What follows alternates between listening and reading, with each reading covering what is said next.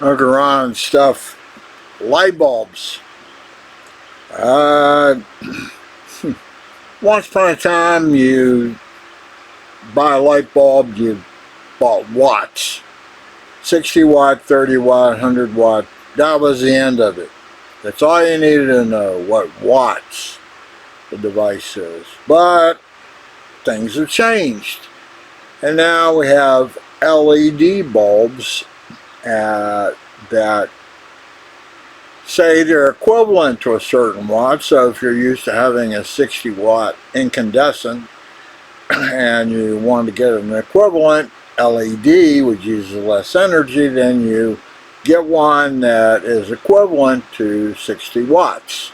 And it may only actually be a 8 watt LED, but it's giving the equivalent amount of light to as a 60 watt old style incandescent light bulb. But not end of story.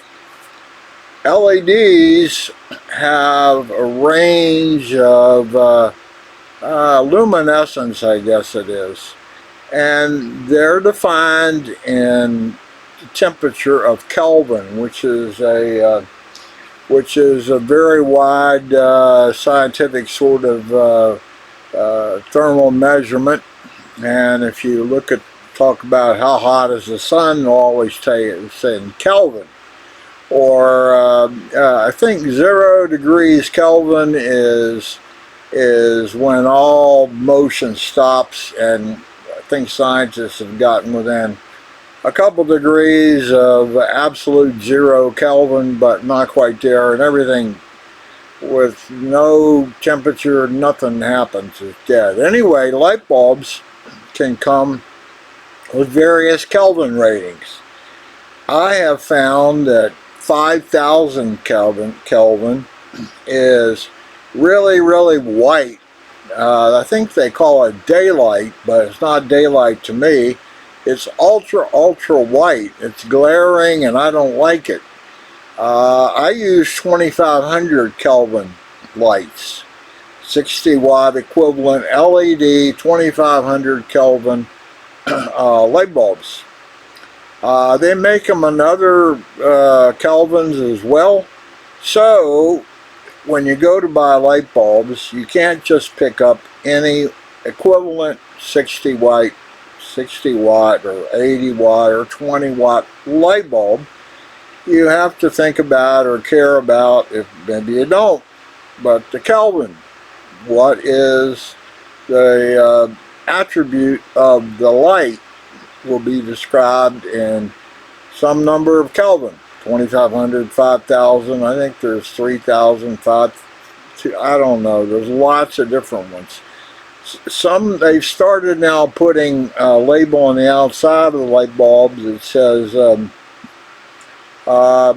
something like, well, one's daylight, which to me is really, really white, and one is, I forget the exact description, but it's not daylight. There's soft, and then there's like medium or some sort of. That's a kind of a descriptor for the Kelvin of the light bulb. And but like a lot of things these days, if you want to make sure you're going to get what you thought you were going to get, you have to consider the Kelvin on the light bulbs, and it'll be marked on the package. And I had to experiment when I first changed LEDs, and I'll do a rant right now to LEDs.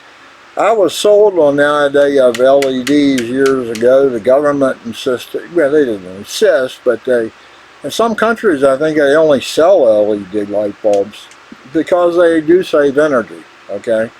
And anyway, I was sold on the idea not only were they going to save energy, they were going to last for like 10 years.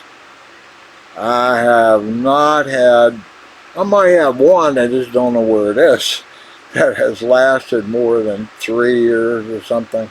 About the life of the incandescent light bulb there. I got the light back on. And down here I'm using incandescent 100 watt, not LED. You can still buy those, and in certain locations I do still use the 100-watt incandescent light bulbs, and they still sell incandescent light bulbs.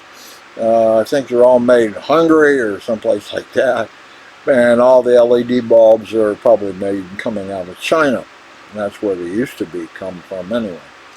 I don't have a preference on LED, the manufacturer, or anything like that, but I do have a preference on the Kelvin, the characteristics of the light that comes off.